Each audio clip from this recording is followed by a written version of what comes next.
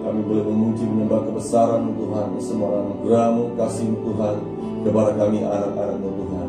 Dan seandainya Bapa akan mendengarkan kebenaran firman-Mu, jamahnya kami, jamah hati kami, sehingga kami sungguh menangkap firman-Mu, percayakan firman-Mu, dan kami mengambil kuasa firman-Mu Bapa. Kami mematahkan, menghancurkan setiap roh yang tidak berasal dari Allah, mengganggu, menghambat, mencuri setiap benih firman Tuhan yang ditaburkan tempat ini.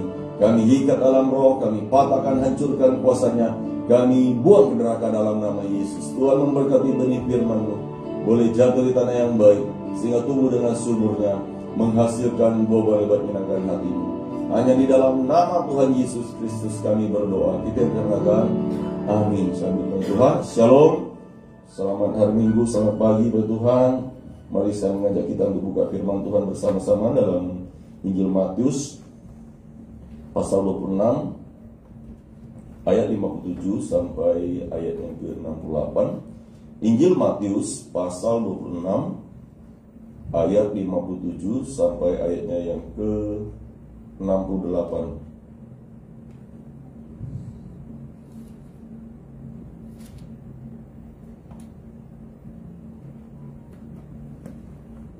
Baik, jika sudah mendapatkannya semuanya, mari saya mengundang kita untuk bangkit berdiri sebentar. Kita angkat kitab kita, katakan sesudah saya percaya bahwa kitab ini adalah firman Allah. Ketika saya membacanya, ketika saya mendengarkannya, saya percaya, saya taati, saya lakukan, maka hidup saya pasti diberkati Tuhan sekarang ini juga. Amin. Silakan dulu teman Yesus Tuhan. Kita membaca berganti-gantian. Saya akan membaca ayat 57, ayat ganjil, dan Bapak Ibu saudara kasih Tuhan membaca ayat 58, ayat genap, dan seterusnya sampai ayat 68 berganti-gantian. Saya lebih dahulu. Yesus di hadapan maka agama. Sesudah mereka menangkap Yesus, mereka membawanya menghadap Kayafas, imam besar. Di situ telah berkumpul ahli-ahli Taurat dan tua-tua. Dan Petrus mengikuti dia dan setelah masuk ke dalam, ia mengumpulkan pengawal untuk melihat kesudahan perkara itu. Imam-imam kepala malah seluruh maka agama mencari kesaksian palsu terhadap Yesus supaya ia dapat dihukum mati. Tetapi mereka tidak memperolehnya walaupun kami banyak saksi dusta. Tetapi akhirnya tampillah 2 orang yang mengatakan, orang ini berkata, aku dapat merubuhkan bait Allah dan membangunnya kembali dalam 3 hari. Lalu imam besar itu berdiri dan berkata kepadanya, tidakkah engkau menjawab kalau seluruh saksi-saksi ini saksi-saksi terhadap engkau? Tetapi Yesus tetap diam, lalu kata imam besar itu kepadanya, demi Allah yang hidup, katakanlah kepada kami, apakah engkau Mesias, anak Allah atau tidak? Jawab Yesus, engkau telah mengatakannya, tetapi aku berkata kepadamu, mulai sekarang kamu akan melihat Anak Manusia duduk di sebelah kanan yang Maha Kuasa dan datang di atas awan-awan. Maka imam besar itu mengoyakkan pakaiannya dan berkata, ia menghujat Allah. Untuk apa kita perlu saksi lagi? Sekarang telah kamu dengar hujatnya. Bagaimana pendapat kamu? Mereka menjawab dan berkata, ia mesti dihukum mati. Lalu mereka meludahi mukanya dan meninjunya. Orang-orang lain memukul dia. Dan berkata, cobalah katakan kepada kami, hai Mesias, siapakah yang memukul engkau? Tekan amin. Puji Tuhan, kita sangat bangga menjadi anak Tuhan. Amin. Ya, kita punya Tuhan yang luar biasa. Kita punya Tuhan yang sungguh besar kasihnya kepada dunia ini. Ya, karena dia adalah Allah yang sesungguhnya. Dia adalah yang maha besar sesungguhnya. Dia adalah Allah yang adil sesungguhnya. Tetapi dia rela turun ke dunia ini menjadi manusia untuk menggantikan kita. Dia rela menanggung setiap apa yang seharusnya kita tanggung, tetapi dia menanggungkan semuanya ini. Ya, tadi saya pikir seperti itu. Tidak ada Allah lain seperti Allah kita yang mau mengorbankan dirinya, ya, datang di bumi ini. Bahkan apa kata firman Tuhan? Sesudah mereka menangkap Yesus, mereka membawanya menghadap Kayafas imam besar. Di situ telah berkumpul ahli-ahli Taurat dan tua-tua, ya. Dia yang maha besar, yang maha adil itu, dia rela dibawa dan menghadap kepada Kayafas imam besar, dan di situ berkumpul ahli-ahli Taurat dan tua-tua, ya. Kita sering baca firman Tuhan, kita tahu bahwa ahli-ahli Taurat dan tua-tua itu adalah orang-orang yang dengki kepada Tuhan, orang-orang yang iri hati kepada Tuhan. Mereka selalu mencari kesempatan yang baik untuk apa? Untuk menjatuhkan Tuhan Yesus, untuk menghukum Tuhan Yesus. Tetapi mereka selalu tidak punya kesempatan, mereka tidak punya cara untuk masuk supaya Yesus dihukum, Yesus dipersalahkan. Tetapi mereka mendapat peluang, yaitu seorang murid Yesus yang bernama Yudas. Karena dari awal mulanya kita tahu dia tidak pernah sungguh-sungguh mengikuti Tuhan. Ketika yang lain sungguh-sungguh mengikuti Tuhan, dia hanya terus mengambil uang yang adalah bagian dipersembahkan untuk Tuhan. Ya, dia adalah seorang pencuri, karena yang dia fokus bukanlah kerajaan Allah, bukanlah kebenaran Allah, tetapi yang dia fokus adalah mamon. Ya. Dan bahkan dia mengkhianati Yesus, dia menjual Yesus dengan uang. Dan imam-imam tua-tua itu sangat senang karena ada celah, ya, ada peluang untuk mereka bisa menangkap Yesus. Dan semua ini terjadi karena Tuhan kita itu memang rela untuk dikhianati, memang rela untuk dijual, rela dihukum, karena dia mau menggantikan kita. Dia datang untuk menggenapi firman Tuhan yang sudah dinubuatkan dalam kitab Yesaya pasal 53. Kitab Yesaya pasal 53 ayat 1, saya baca untuk kita semuanya. Siapakah yang percaya kepada berita yang kami dengar, dan kepada siapakah tangan kekuasaan Tuhan dinyatakan? Sebagai taruk ia tumbuh di hadapan Tuhan, dan sebagai tunas dari tanah kering. Ia tidak tampan dan semaraknya pun tidak ada sehingga kita memandang dia, dan rupa pun tidak sehingga kita menginginkannya. Ia dihina dan dihindari orang, seorang yang penuh kesengsaraan dan yang biasa menderita kesakitan. Ia sangat dihina sehingga orang menutup mukanya terhadap dia, dan bagi kita pun dia tidak masuk hitungan. Tetapi sesungguhnya penyakit kita lah yang ditanggungnya, dan kesengsaraan kita yang dipikulnya. Padahal kita mengira dia kena tulah, dipukul dan ditindas Allah, tetapi dia tertikam oleh karena pemberontakan kita. Dia diremukkan oleh karena kejahatan kita. Ganjalan yang mendatang keselamatan bagi kita ditimpakan kepadanya, dan oleh bilur-bilurnya kita menjadi sembuh. Ya. Jadi luar biasa, Tuhan kita itu rela mengorbankan nyawanya untuk menggantikan kita. Dia rela untuk dihina supaya kita menerima kehormatan daripada Tuhan. Ayat 7 mengatakan dia dianiaya tetapi dia tidak membiarkan diri, tetapi dia membiarkan diri ditindas dan tidak membuka mulutnya, seperti anak domba yang dibawa ke pembantaian, seperti induk domba yang keluh di depan orang-orang yang menggunting bulunya, ia tidak membuka mulutnya. Jadi Tuhan Yesus rela semuanya ini untuk apa? Untuk menggenapi janji-janji Tuhan dan untuk menggenapi nubuatan Yesaya ini. Kita melihat lagi kembali kepada Injil Matius tadi.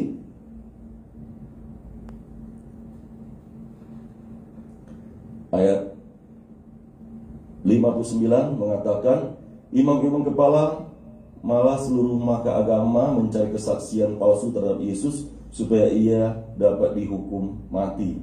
Tetapi mereka tidak memperolehnya, walaupun tampil banyak saksi dusta, tetapi akhirnya tampillah 2 orang. Ya, jadi kita melihat sangat jelas ini bahwa imam-imam kepala dan maka agama itu mencari apa? Bukan mencari kebenaran, ya, tetapi di sini Firman Tuhan mengatakan mereka mencari apa? Mencari kesaksian palsu terhadap Yesus supaya apa? Supaya dapat dihukum mati. Ya. Kedengkian, keirian itulah membuahkan apa? Membuahkan maut, yang membuat mereka mau membuat Yesus itu mati. Tetapi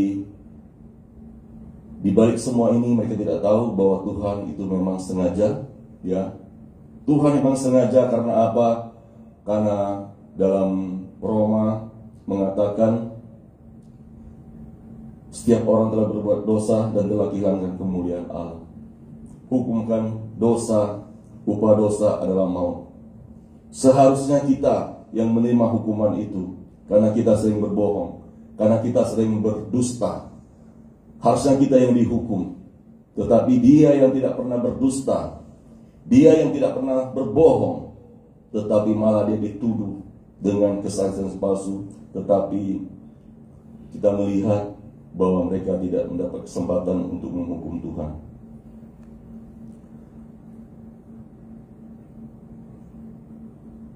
Ayat 60 tadi mengatakan, tetapi mereka tidak memperolehnya, walaupun tapi banyak saksi dusta. Tetapi akhirnya tampillah dua orang yang mengatakan, orang ini berkata, aku akan merubuhkan bait Allah dan membangunnya kembali dalam 3 hari. Ini pernah memang Tuhan Yesus katakan dalam Injil Yohanes, tetapi yang Yesus maksudkan adalah tubuhnya sendiri yang akan mengalami kematian, dan pada yang ketiga itu dia akan membangkitkan orang mati. Ya, dan itulah Tuhan kita Yesus Kristus yang tujuannya untuk menyelamatkan kita, untuk membebaskan kita daripada hukuman dosa dan hukuman maut, tetapi Tuhan telah menggantikan kita. Ayat 62, lalu imam besar itu berdiri dan berkata kepadanya, tidakkah engkau memberi jawab atas tuduhan-tuduhan saksi-saksi ini terhadap engkau? Tetapi Yesus tetap diam. Lalu kata imam besar itu kepadanya, demi Allah yang hidup, katakanlah kepada kami, apakah engkau Mesias, anak Allah atau tidak? Di sini kita mendapati ketika imam besar itu berdiri dan bertanya, tidakkah engkau memberi jawab atas tuduhan-tuduhan saksi ini terhadap engkau? Yesus menjawab, tetapi Yesus tetap diam. Ya, di sini Yesus tidak membela diri. Yesus tetap diam karena apa? Karena dia tidak pernah berbuat salah. Untuk apa dia membela dirinya? Dan apabila dia membela diri pun, ya itu dia tetap dipersalahkan. Ya, itu tidak akan ada selesainya. Seperti senior pastor sering ajar kami mengatakan, ketika ada perdebatan, jangan kita ikut campur. Ya, jangan ajak orang berdebat, karena apa? Perdebatan itu hanya mendatangkan tidak damai sejahtera. Ya, perdebatan itu tidak mendatangkan damai sejahtera. Jadi jangan berdebat dengan orang. Ya, karena apa? Karena kita melihat Tuhan kita itu, dia diam saja, dia tidak membela diri, karena dia tahu semua itu adalah tuduhan-tuduhan palsu terhadap dirinya sendiri.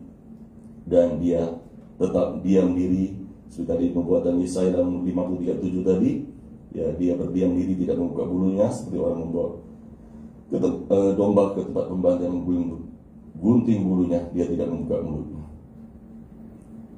Tetapi kita lihat di sini, ketika imam besar itu berkata lagi, demi Allah yang hidup, katakanlah kepada kami, apakah engkau Mesias, anak Allah atau tidak? Jawab Yesus, engkau telah mengatakannya, akan tetapi aku berkata kepadamu, mulai sekarang kamu akan melihat anak manusia duduk di sebelah kanan Allah yang maha kuasa, dan datang di atas awan-awan di langit. Di sini kita melihat, ketika tuduhan-tuduhan itu datang kepada Tuhan Yesus, dia tidak membuka mulutnya. Tetapi ketika kebenaran dipertanyakan, maka Yesus mengklaimnya bahwa benar, dia akan datang dalam kemuliaan. Ya. Jawab Yesus, engkau telah mengatakannya, akan tetapi aku berkata kepadamu, mulai sekarang kamu akan melihat Anak Manusia duduk di sebelah kanan Allah yang Maha Kuasa dan datang di atas awan-awan di langit. Ya. Bahwa Tuhan Yesus mengklaimnya bahwa benar. Ya. Jadi jangan takut mengatakan kebenaran, mengakui kebenaran, biarpun ada yang tidak menyukai, tetapi kita percaya bahwa kita mengatakan kebenaran itu, maka Tuhan akan membela kita, Tuhan akan memberkati kita, Tuhan akan menggenapi semua yang Dia janjikan kepada kita. Ayat 65, maka imam besar itu mengoyakkan pakaian dan berkata, ia menghujat Allah, untuk apa kita perlu saksi lagi? Sekarang telah kamu dengar hujatnya. Ya. Dan di sini kita mendapati bahwa imam besar itu ketika mendengarkan kebenaran itu, malah dia tidak terima, malah dia marah, malah dia mengoyakkan pakaiannya, dan dia menjatuhkan hukuman kepada yang tidak bersalah.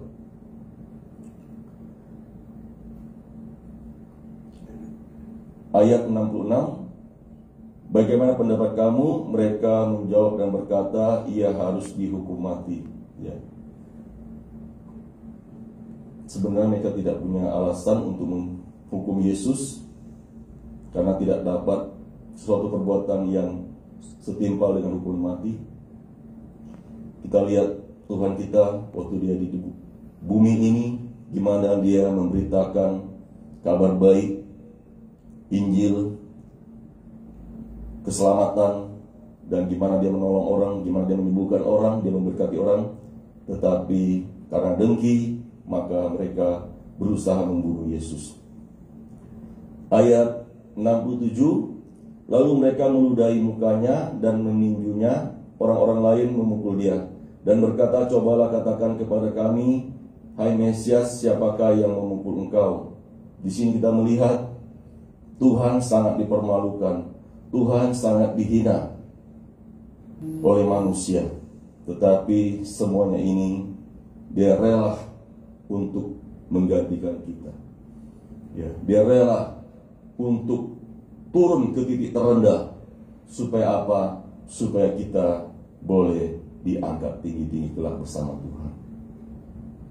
Saya teringat lagu yang mengatakan, ingat kasih-Nya yang mengubah hidupku, ya, ingat kasih-Nya yang mengubah hidupku. Luar biasa kasih Tuhan. Ya, kenapa? Karena kita tadinya adalah orang yang berdosa, tetapi karena kasih-Nya begitu besar mengubah hidup kita, mengubah status kita yang tadinya adalah manusia berdosa, tetapi sekarang kita yang percaya kepada Dia, kita yang menerimanya menjadi anak-anak Allah. Dalam Injil Yohanes pasal 1:12 mengatakan, tetapi semua orang yang menerimanya diberinya kuasa supaya menjadi anak-anak Allah, yaitu mereka yang percaya dalam nama-Nya. Kita yang percaya kepada Tuhan, maka status kita berubah dari manusia berdosa menjadi anak Allah, dari terhina berubah menjadi yang termulia. Ya. Karena apa? Karena kita punya Tuhan yang luar biasa, kita punya Tuhan yang hebat, kita punya Tuhan yang mau merendahkan diri, ya, menggantikan kita. Supaya apa? Supaya kita diberkati oleh kebangkitan Tuhan kita Yesus Kristus. Ya.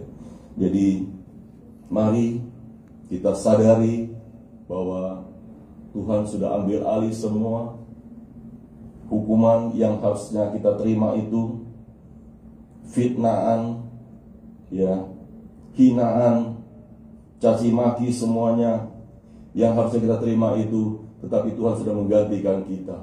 Mari kita sadar, janganlah kita menjadi hidup seperti manusia lama lagi. Jangan kita hidup seperti dulu lagi, ya.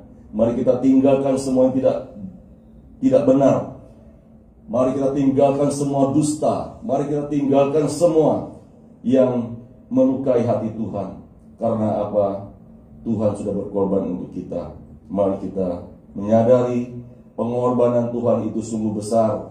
Pengorbanan Tuhan itu sungguh luar biasa. karena Dia adalah Tuhan satu-satunya yang mau datang ke dunia ini, yang mau direndahkan, yang mau dihina, yang mau dipukul, diludahi, dipermalukan. Supaya apa? Supaya kita yang percaya kepada Tuhan, kita dipulihkan, kita diberkati secara luar biasa. Dan itu memang nyata, itu memang real bagi kita yang percaya kepada Tuhan. Ya. Dan memang status kita itu berubah, ya. Bukan saja kelak kita yang percaya kepada Tuhan itu, tapi sekarang di bumi ini juga kita bisa merasakan. Kita dah sungguh-sungguh percaya kepada Tuhan, kita dah sungguh-sungguh bersandar kepada Tuhan, kita sungguh-sungguh mendengarkan firman Tuhan, kita sungguh mendengarkan perintah Tuhan, kita sungguh mendengarkan arahan Tuhan itu, maka hidup kita pasti akan berubah. Ya, kesaksian, ya.